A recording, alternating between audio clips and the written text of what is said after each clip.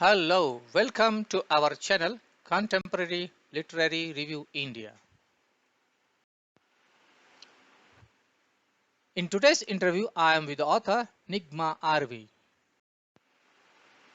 Nigama comes from a family of writers. From a very young age, she has been soul-bound to fantasies and developed a love for literature in any genre, be it poetry, dark fantasy, romance, paranormal, thriller, and sci-fi.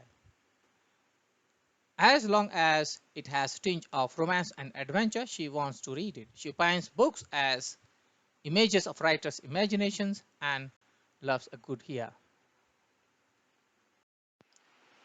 Before I move ahead, please subscribe to our channel. Hello, Miss Nigama. So how are you? I'm doing good, sir. How are you? Okay, that's great. I'm also fine.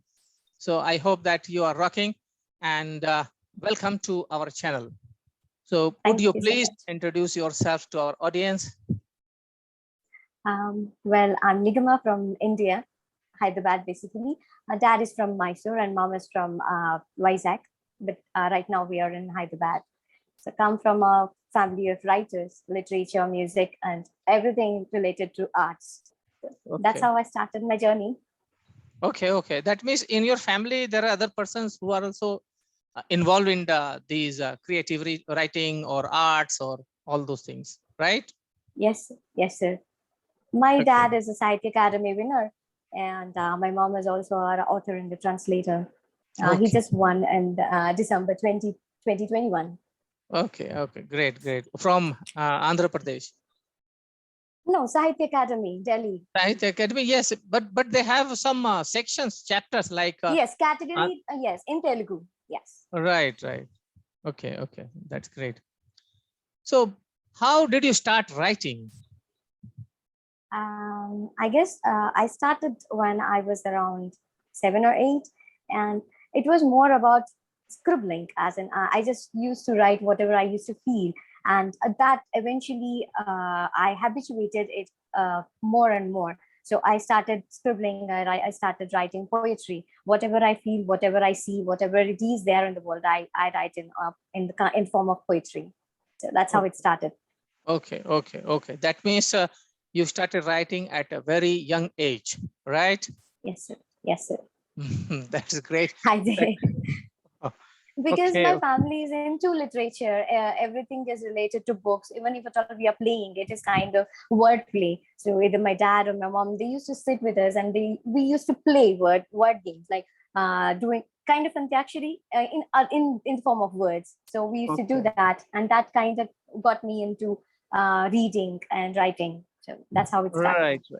Right. That's great. So how many books have you got published until now? Published 8 so far. 6 non-fiction and 6 fiction and 2 non-fiction. Okay. 2 poetry. Okay. You have written non-fiction as well? Poetry, yes. Okay. So would you give us a glimpse of each of your books, or at least a few of them? Okay. So this is my first one, Choices. And this is about a girl. Please show the cover. Okay. Choices.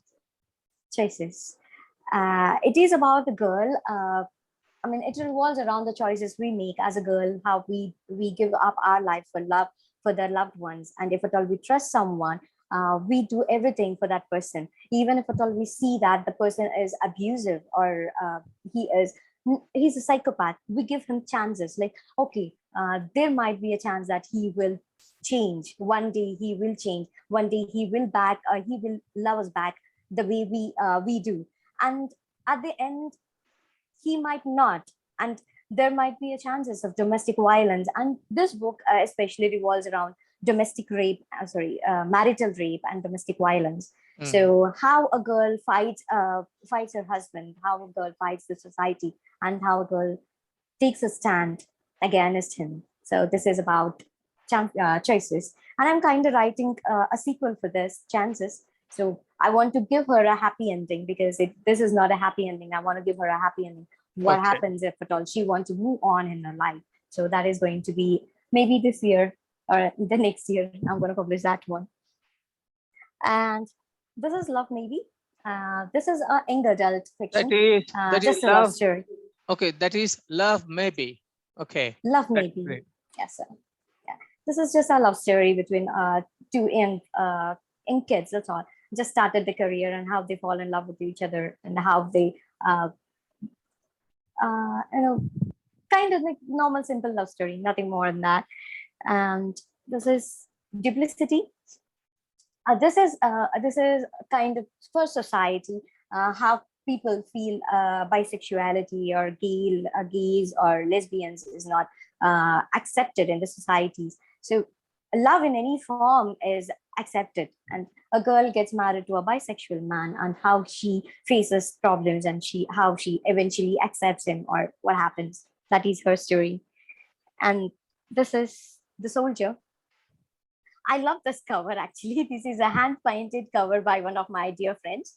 And this is about a widow, a war widow, a girl who loses her husband for the war, and how she faces the world, the society, what happens with how people treat, especially politicians and all, how they treat the women, especially a widow or a single mother, how they treat and how they misbehave. So what uh, what steps she takes, or how she fights against them, or how she eventually becomes a soldier for her and her family. So every girl has a soldier in herself. So how she fights, that is what this is about. And I don't have a Soulmate book yet, paperback yet. That is about age gap romance. So for love, or to have a companion, to have a soulmate, there is no age limit. That is what I feel. And soulmate is not about your love, or as in like romantic love. It is more about a person who understands you. So that is what a soulmate is all about. And that is my book, and how they both are broken in their own ways, and how they become hope for each other. That is about the book. And this is my nonfiction. It's poetry, Mist. And this is Echo. These two revolves around every emotion a person feels in their lifetime, beginning from birth to death, losing, or losing someone to death, or losing someone because of cheating, or losing someone because a heartbreak or something like that. So how a person feels, what a person goes through. So that is all about these two. That's all. Okay, that's great. So I'm extending this logic, like if there is any age gap between couple, so there should be no actually there is no requirement of age parity for getting married, or for for love and all those things. So do you think that this is very much acceptable in society? Because traditionally what we find that, okay, in arranged marriage, the system is like that one girl is married to any person of any age, maybe at par with the girl's age, or even older. Or I find that there are many cases in our society that most of the time men are very old, like even 15 years or 20 years. So that is the system. That is okay. One way of means a very prevalent system of marriage. But do you find that this should be there should be no issue if there is a age gap? So what is that should actually diminish the age gap? What factors? For me, personally, I think it depends on two individuals. If at all they both are ready to accept, and if at all they both are comfortable, and if they don't have any issue with each other, forget the society. They are not the person who is going to live with you. You are the person who is going to live with the person, or the person is going to live with you. So if you both are happy with each other, then you should take the call. No Right. one in the society is going to stand for you except for each other. So why bother about others? I know this society is the biggest thing in in here, especially, and we think about what is Mm. going to happen, what this person is going to say, what the other person is going to say, what my family is going to think or say, whatever. But how long? It's your life. You have to take a decision for yourself. Right, right. One or the other day, you have to live with yourself. You can't just think about whole world. They Hmm. are not going to stay with you, and they are not going to give you I mean, if at all you're in need, no one comes to you. There might be Hmm. few people, there might be exceptional, but even they do have their own life. You can't expect them to leave everything and come for you. So why? You have to think about yourself. If at all you're Hmm. happy with your decision, then True, yes. true. In duplicity, that is about marriage between Yes. same sex, or the person. The person is a bisexual, but he get married to a girl. So that was like the girl knows it later only, or Yes. Yes. it was it like that? Okay, each of them knew this well before. No, she gets to know later. After Okay, getting married, she gets to know okay. about it. So she accepts him, is it? Eventually, she does. So what is the binding condition like that? Okay, there should be no issue of this type of barrier, like gender barrier or something like that, for marriage or for getting, or just living together, something like that. As I said, it all depends on the individual. We can't really ask or we can't really say anything about this because they know what they are, they know what they want, as we do for ourselves. So, if at all they are happy, then we should be happy for them. Mhm. So isn't it that that girl will understand that, okay, I have been Are you cheated? asking about duplicity? Yes, she does feel, she does fight, and she does everything. But eventually, she understands love is you can't fight love. I mean, if at all a person is in love with somebody else, how can you do? How can you just make them unlove the other person? You just have to accept. And because I took I made the person. I mean, the guy is a bisexual, and eventually he also understands the girl, and he understands how accepting she is, and he also falls in love with this girl. So eventually, these three people they become a cute family. Okay, okay. So now the next question would be like how to grow a family, like child or something like that. So how to tackle that issue? The same way as we do No. For example, normally see, do. a normal girl marries a normal person, male, and then they grow a family, like they grow a child. So in There that are so case, many. Yeah, so what do sorry, you you go suggest? ahead. What is your suggestion? Like how to grow a family then? There are so many instances where a single mother carries a child, brings her up, or gives her education, everything. She does everything. The same way, Right. why not?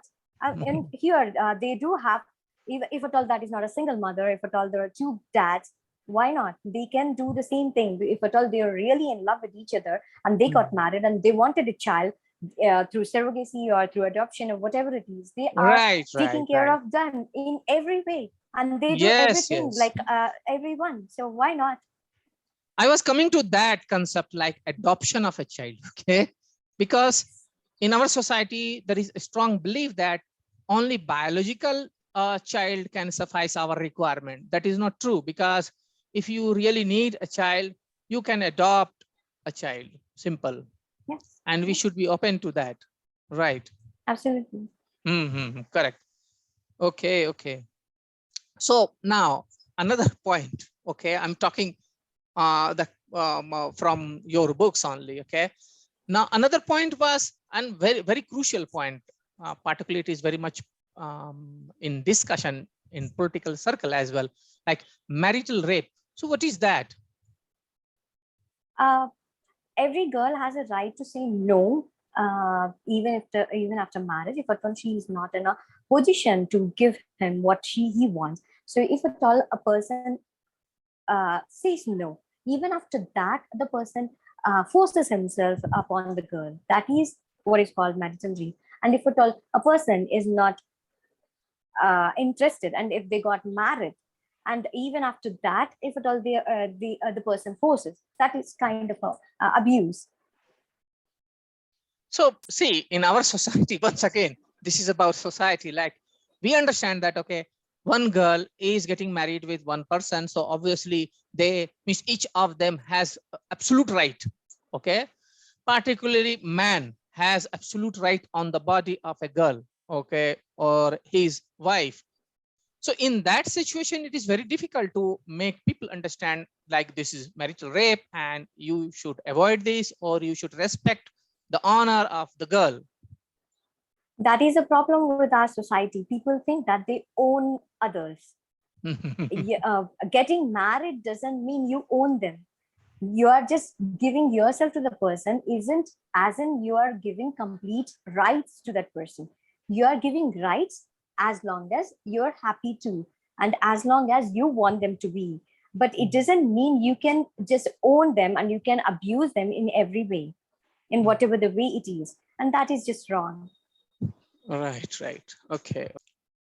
So yes, yes, your view is really very good and apt, particularly to uphold the liberty and right of people. Okay, this is not about like a male or female, but each individual has rights and freedom and liberty.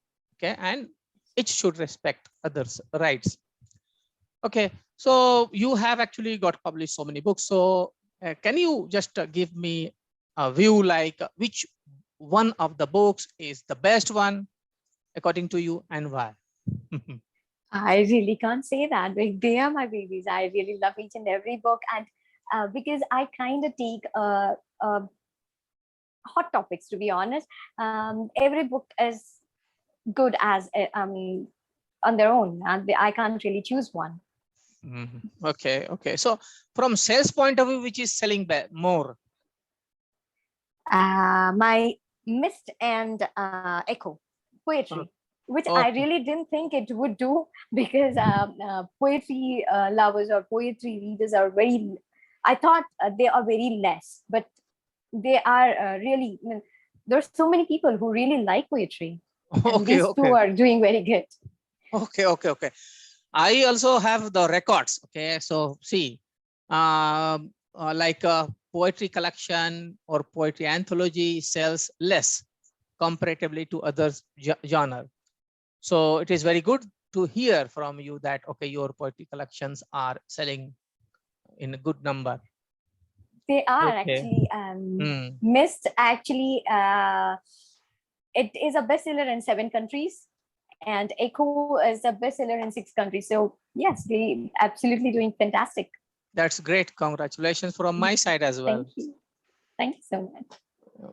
Which topics are prominent in your poems? Particularly poems, because see, in poems, we may be selecting certain subjects or certain themes, and in fiction, in stories, we may be selecting some other subjects. So which are the prominent subjects in your poems? I think love, or having giving hope of uh, eventually whatever it is, whatever we face, whatever we go through in life, everyone loses hope. So that is one of the things I really think a person needs, having a hope. So I kind of feel like maybe through my poems I want to give a hope to a person who was lost. So Okay, that these two are me. That's great. Okay, so which topics are the main subject lines in your fiction stories? Women empowerment. That is the Okay, main thing, okay, and okay, societal based, any hot topic. okay, okay, okay. So what importance do you give while creating characters in your fiction? um, Mostly empathy. A No, no, person characters, particularly like that you are choosing female characters or making female characters as protagonist or male characters as protagonist, or they evolve uh, on their own according to the requirement of the story, something like that. that's how it is. I mean, I really don't do in a particular way. It just depends. It's all about the story, whatever the plot takes me, however Okay. it wants. Okay, okay, great. So in thrillers, do you think that what are the magnets for the readers? Good story, good, Okay. well-written characters, and suspense. Okay. Okay. What are And to be the? honest, nowadays, sorry, Yes, yes, you can add. nowadays people really do love dark and twisted stories. The more the story has dark finds, they really do love it. Okay. So what are the topics in dark fantasy? Um, anything to do with the paranormal creatures, and anything to do with the angst, like a person going through a lot of angst. That is the main thing. Okay. So do you have any understanding why people like dark fantasy more? Personally, to get out of this world, I guess they want to have a different world. They want to live a different world to escape the reality. They just want something which they can't understand and which they want to understand, which they want kind of a fairy tale, but in a different way. They want something different. So Okay. This is my view. Okay. So I think that in dark fantasy, writers generally create suspense, curiosity. So people actually are hooked to such things. Okay. So what is coming up next? So for example, if that's true. yeah, if anyone is just paranormal, then what will how that person will behave in a certain situation. So that creates a curiosity among the readers. This is my view. Okay. So okay, which writers have you read more as I read in a the lot journey of of? books and a lot. GA, I can hear, like, she is one of my favorites. Okay. Then Stephen King, Kristen Feehan, George Stiles, Ulf Lehman. There are so many. Janine Trask, Nicholas Sparks.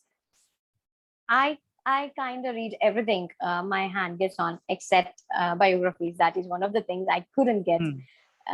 So other than that, anything. Okay. Okay. So currently, are you writing any new fiction?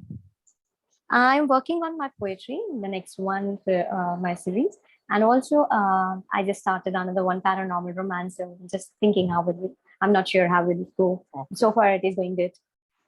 Okay. Okay. So, but just one thing I want to ask from for on poetry subject. Okay. So, do you write rhyming scheme or free verse? Free verse. Okay. Okay. Okay. That's great. Okay. Do you have anything to share with our audience? Nothing much. Just keep reading and don't lose hope. Be happy, be safe, and just accept how life is. Okay. And Okay. how people are. That's all. Okay. Okay. Okay. Okay. Thank you, Ms. Nigama, because our discussion ends now. So I'm very much thankful that you have shared your views and you talked about what you have in your books. Thanks a lot. Thank you for having me. Thank you so very much.